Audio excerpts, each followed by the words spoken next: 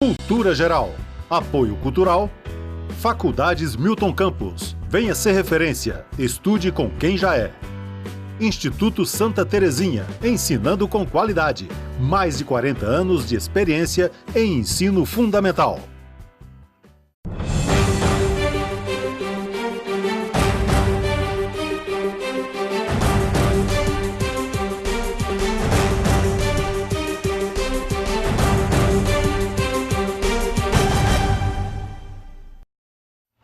Olá, sejam todos muito bem-vindos ao Cultura Geral, mais uma vez uma pauta super especial, né? A gente vai tratar hoje um pouco de mídias sociais, vamos falar um pouquinho de marketing também, vamos falar um pouquinho das mulheres, vamos falar um pouquinho das mulheres no mercado de trabalho, vamos falar um pouquinho de empreendedorismo. Bom, o programa hoje está recheado, estou tendo o prazer de receber a Raida aqui da agência Fruto de Belo Horizonte. A gente precisa tratar de todos esses assuntos que a gente tem vivido, da informação, da volatilidade das informações, do conteúdo das informações, né? E essencialmente da forma que a gente está tratando da publicidade e também dos negócios, né, envolvidos a publicidade no Brasil. Sejam todos muito bem-vindos nessa sala de bate-papo. É sempre um prazer fazer o Cultura Geral aqui, pelo menos ao vivo, de segunda a quinta-feira. Sexta, sábado e domingo nós temos as reprises dos programas da semana e outros programas também, né? Sejam todos muito bem-vindos. Raida, seja bem-vinda aqui ao programa. É um prazer te receber para a gente poder tratar um pouquinho desse assunto, né? Ainda é um desafio, né, Raida, para as pessoas ainda entenderem um pouco da volatilidade dessas informações, né? Seja bem-vinda. Verdade, eu que agradeço, Betão, pela oportunidade. É um prazer estar aqui participando do Cultura Geral. Raida, como é que a gente pode entender as mídias sociais, o marketing digital? Como é que a gente pode entender isso nesse contexto que a gente tem vivido hoje? Ótimo. Eu acho que uma importante informação, Betão, é nós falarmos sobre o cenário econômico, né? Durante os últimos 4, 5 anos, nós falamos muito sobre crise, desemprego, falta de oportunidade. E aí, quando a gente traz para o campo da economia, em específico sobre o digital, né? Em especial o varejo online, é um segmento que tem andado contra essa maré.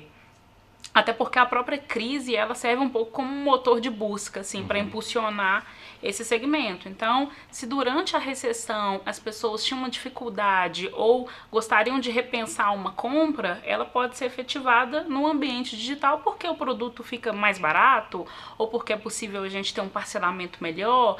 Então, dentro do cenário atual, em específico da economia, esse é um mercado que tem crescido bastante e tem trago boas notícias. Então, é um ponto importante para a gente trazer para a discussão. Tem muito a ver com a volatilidade das relações humanas, isso?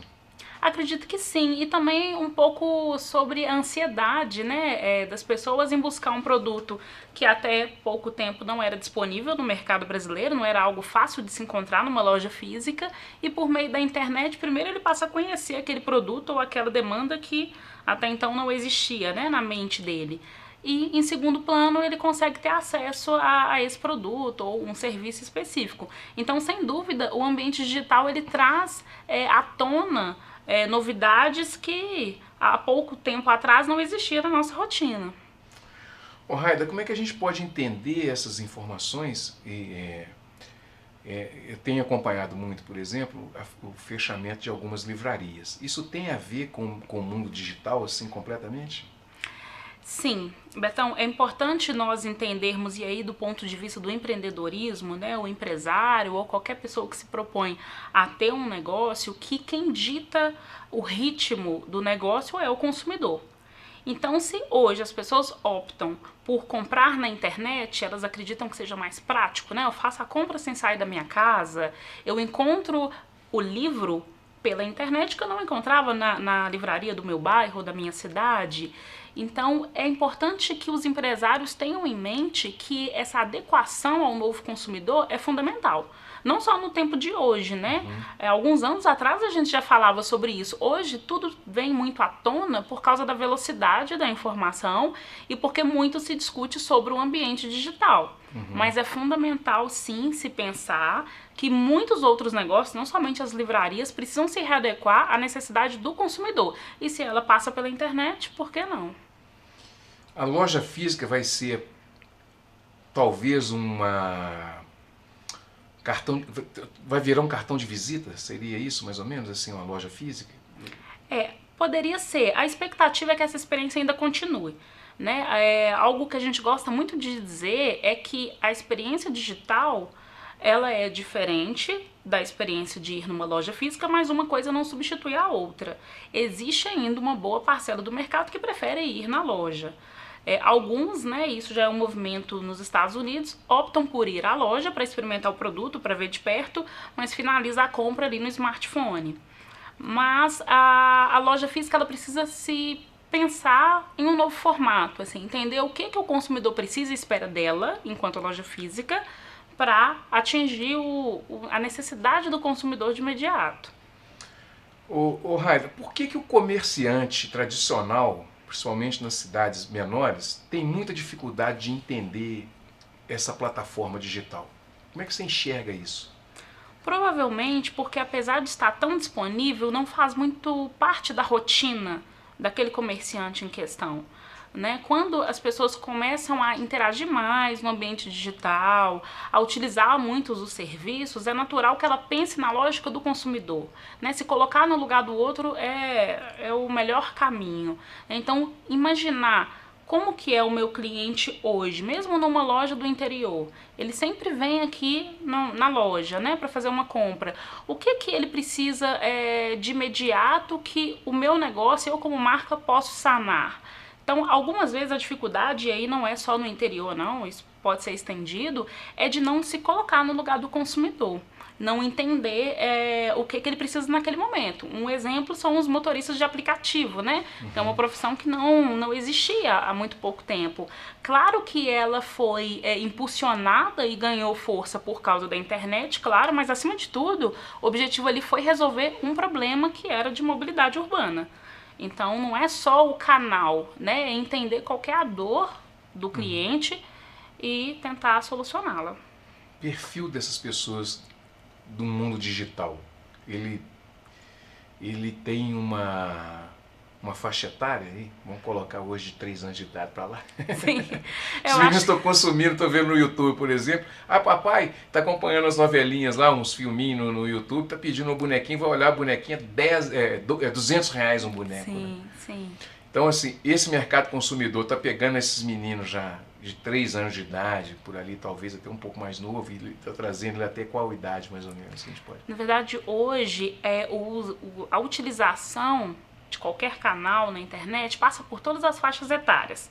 A gente vê um movimento, por exemplo, muito crescente no idoso do uso constante do WhatsApp, de outras ferramentas que até 4, 5 anos atrás, era uma novidade para esse público, né? Hoje é uma realidade. O idoso usa constantemente o smartphone para acessar a internet. E as crianças também, né? Estão começando cada vez mais cedo.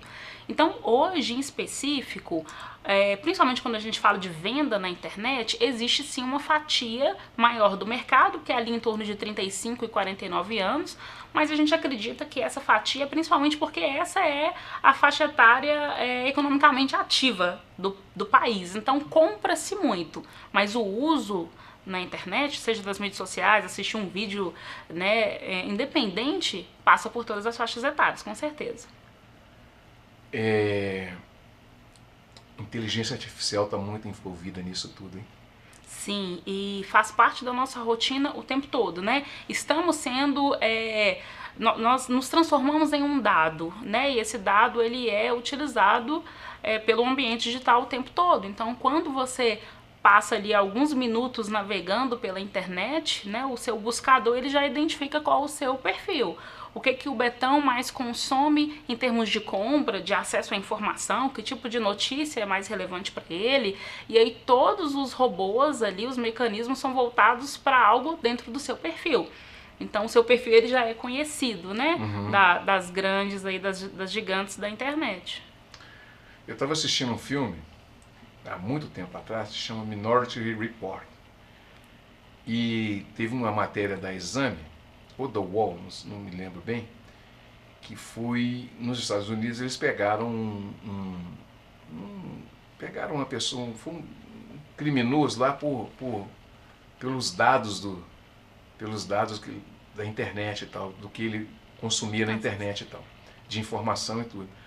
E aí veio uma pergunta, assim, a matéria veio assim, Minority Report, é você, a gente está sendo assim, monitorado o tempo todo mesmo, Raida? Essa coisa de jogar para a gente o consumo daquilo que a gente, amplificar para a gente o consumo daquilo que a gente procura, é a tendência mesmo? Sim, isso é real, é a tendência.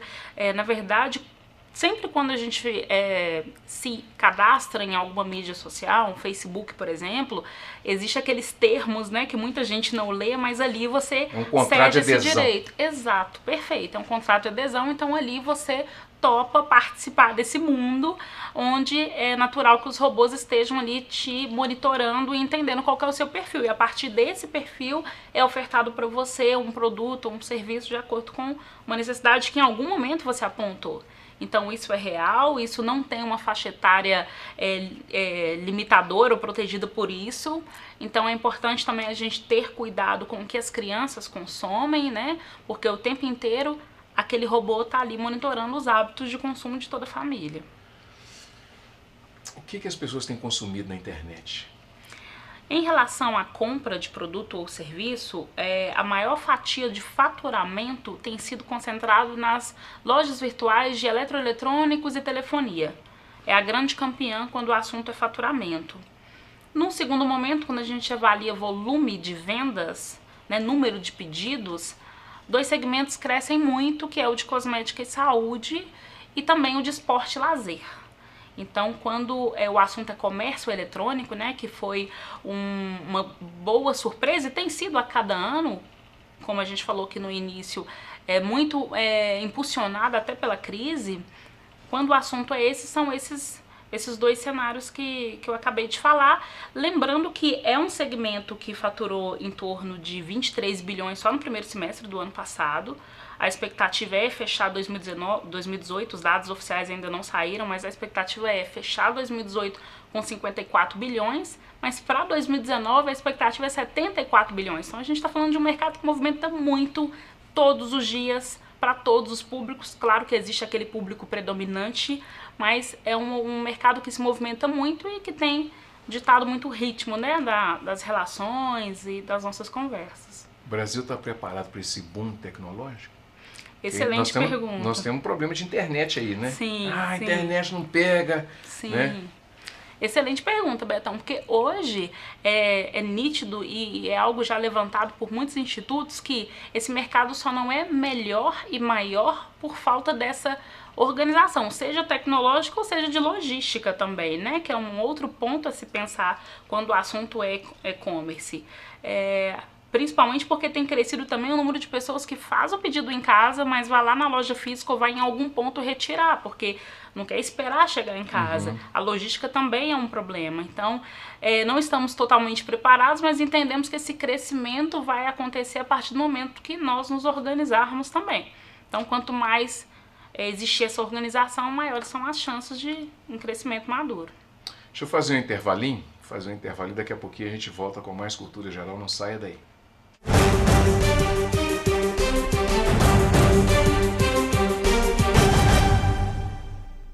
Cultura Geral. Apoio Cultural. Faculdades Milton Campos. Venha ser referência. Estude com quem já é. Instituto Santa Terezinha. Ensinando com qualidade. Mais de 40 anos de experiência em ensino fundamental.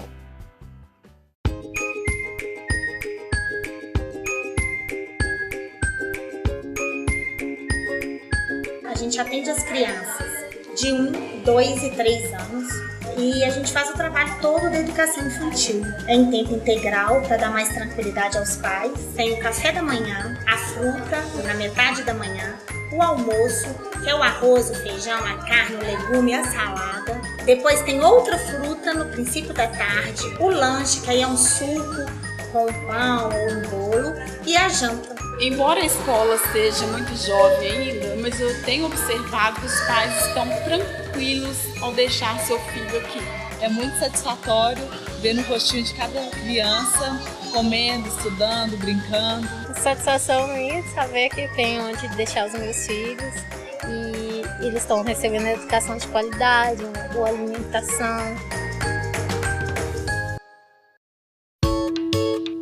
Quanto mais mochilas se fecham, mais oportunidades se abrem para todos. Sua colaboração não financia só mais um caderno.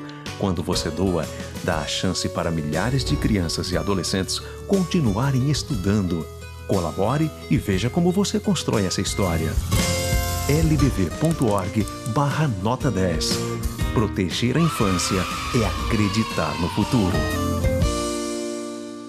Apoio TV Banqueta. Cultura Geral. Apoio Cultural. Faculdades Milton Campos. Venha ser referência. Estude com quem já é. Instituto Santa Terezinha. Ensinando com qualidade. Mais de 40 anos de experiência em ensino fundamental.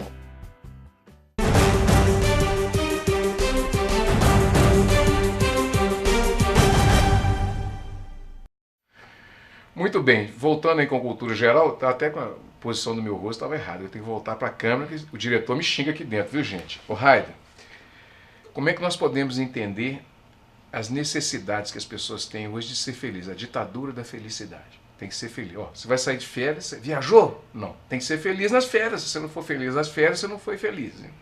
Final de semana, sextou. Quintou, sextou, final de semana chegou, domingo é deprê, depois das 18 horas.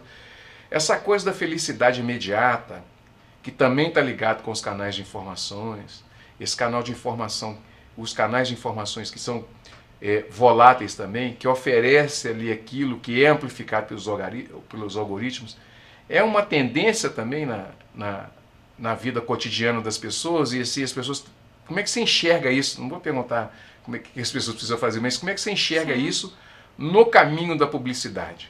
Perfeito. Betão, essa é uma reflexão importante, porque o dia a dia, a rotina das pessoas estão muito expostas hoje nas mídias sociais. Então, se eu viajei nas férias, por exemplo, como você citou, eu tenho que publicar alguma coisa, né? Se eu não publicar e não mostrar que aquele foi um momento feliz, não faz sentido, a viagem toda perde o valor. Né? Muito porque eu vi a sua viagem também, então eu preciso mostrar a minha, né? E a gente acaba vivendo numa ditadura de que é importante não só ser feliz, como transparecer isso o tempo todo. Eu preciso mostrar isso para todo mundo, né? E a internet, ela veio um pouco, a maneira com que ela tem sido conduzida é uma tentativa de suprir isso, de suprir uma infelicidade, né, algum ponto importante da minha vida que eu preciso resolver. Eu acabo tendo que expor alguns momentos ali para parecer feliz. E isso é muito ligado também à velocidade da informação, né? Então, as mídias sociais, tudo acontece muito rápido. E isso é natural que cria nas pessoas uma certa ansiedade ali de ter algo. E a publicidade, em algum modo, quando bem planejada e de forma ética, usa-se desses artifícios, mas com muita cautela, assim. Existem sim algumas marcas que aproveitam no sentido de as pessoas precisarem se expor para vender um produto ou serviço. Isso tem que ser analisado com calma e é natural que os bons profissionais de marketing sabem entender até que ponto devemos ir, né? E não ditar aí um consumo sem fim, né? Outra pergunta que eu queria te fazer é: como a gente pode enxergar as mulheres nesse mundo contemporâneo também de informações customizadas, mas informações rápidas também? Como é que você enxerga, como é que você se enxerga como mulher, já que a gente está no mês internacional da mulher? Sim. E a gente precisa tratar disso, né? Depois desse recorte, eu vou fazer outro recorte também relacionado à mulher. Ok. Bom, é um desafio, né, na sociedade de hoje se posicionar como mulher em diferentes áreas, né? Então tem a área ali no campo familiar, no campo profissional, e existe também uma preocupação da mulher em estar bem resolvida em todas essas áreas, né? E todas elas muito expostas nas mídias sociais. Bom, o que eu vejo hoje é que é um desafio, mas é importante ter maturidade e ter equilíbrio, né, ali na manutenção de cada uma dessas áreas, no controle. Há um desafio porque a própria sociedade dita como que a mulher tem que ser em diferentes cenários ali da vida, né? Então, se ela é uma empreendedora, ela tem que ser uma empreendedora de sucesso, e isso tem que estar exposto ali nas mídias sociais o tempo todo, senão não deu certo, né?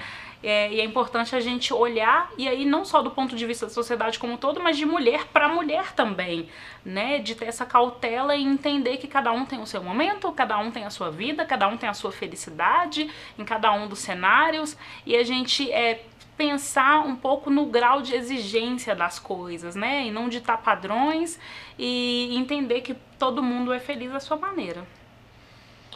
A mulher negra na sociedade brasileira. E nós que somos negros, nós precisamos abrir sempre esse recorte, fazer essa fala, né, de pertencimento. Como é que você se vê empreendedora, mulher, numa sociedade que ainda é patriarcal, mas que temos rompido com determinados conceitos. E ser negro no país como o Brasil não é fácil. Ser mulher negra no país é mais difícil ainda, né? Então, como é que você se vê nesse contexto todo e como é que você enxerga essa representatividade da negritude dentro do seu escopo social? Sim. É também um grande desafio, né? Hoje a gente já enxerga um pouco mais de representatividade, mas muitas das vezes censurada. Então, a mulher, pelo simples fato de ser mulher ali no mercado de trabalho, ela já é vista de uma maneira, ela vai entregar aquém do que ela poderia entregar simplesmente por ser mulher. Quando o assunto é mulher negra, isso se agrava um pouco mais, né? Então, não espero muito dela por ser uma mulher negra, isso é real, e isso não tem sido muito até... aí é um olhar meu... não tem sido muito disfarçado, digamos, assim, é real.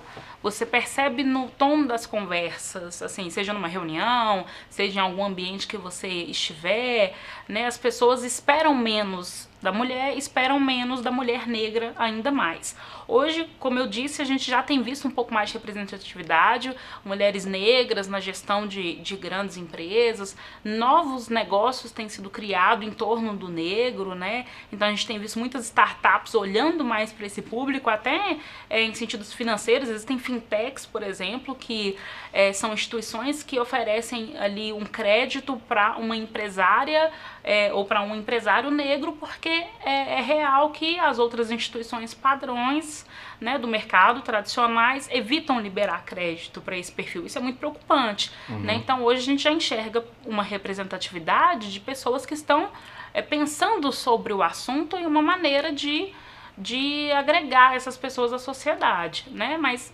é um desafio diário, Betão. A Uli é uma jornalista que trabalhava aqui na TV Banqueta, e eu perguntei para ela uma vez assim: Uli, o que é ser mulher no Brasil?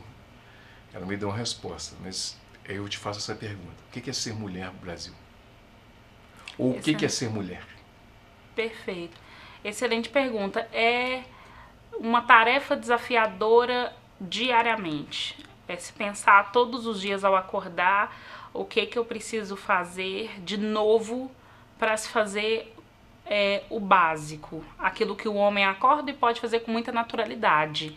A mulher, ela tem desafios para se fazer aquilo que o homem faz todos os dias, como eu dei o exemplo em relação à área profissional. Uma simples reunião que ele faz, independente do quem que seja, ele tem um pouco mais de segurança ou de pontos ganhos antes mesmo da reunião começar. A mulher, ela precisa provar para que ela veio e se de fato ela é relevante ali naquele ambiente antes de começar o assunto. Podemos ter esperança, Raí? Sem dúvida.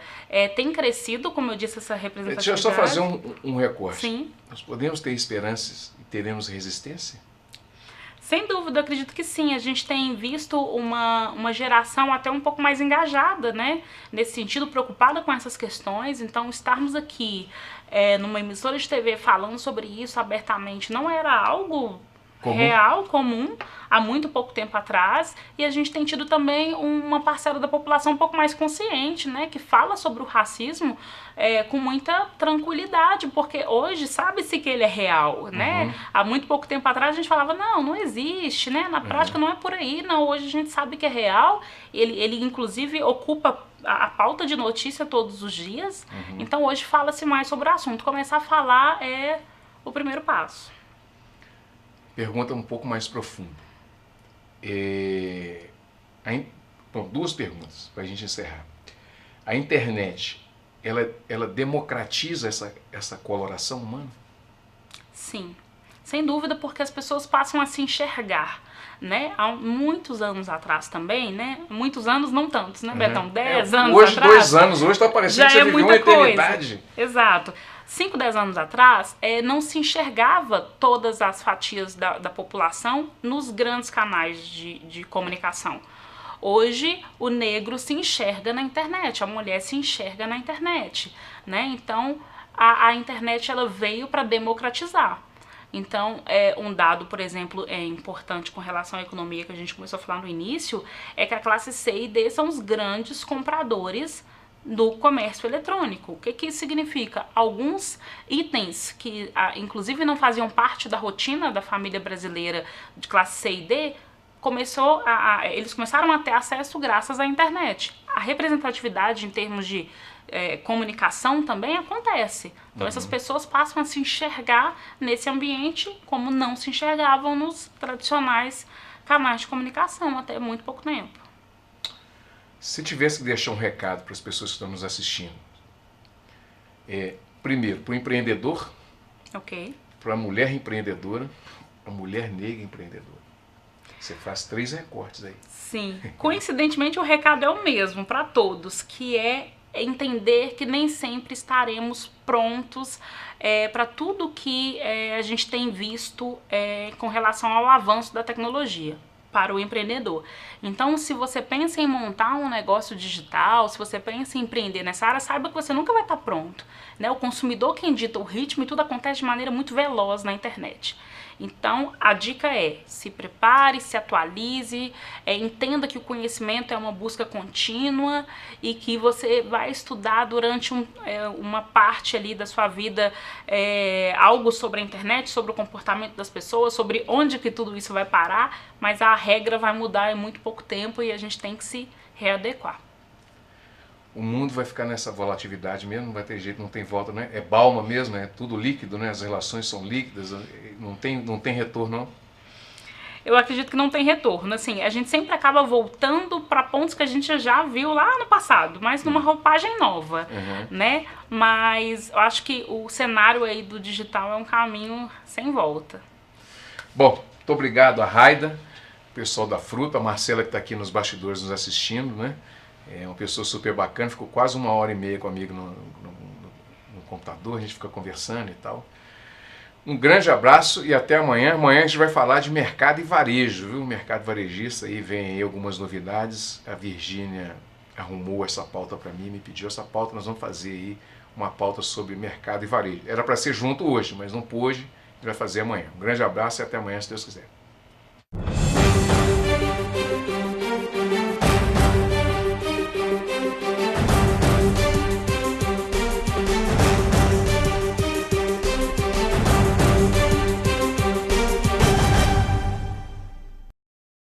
Cultura Geral. Apoio Cultural. Faculdades Milton Campos. Venha ser referência. Estude com quem já é. Instituto Santa Terezinha. Ensinando com qualidade. Mais de 40 anos de experiência em ensino fundamental.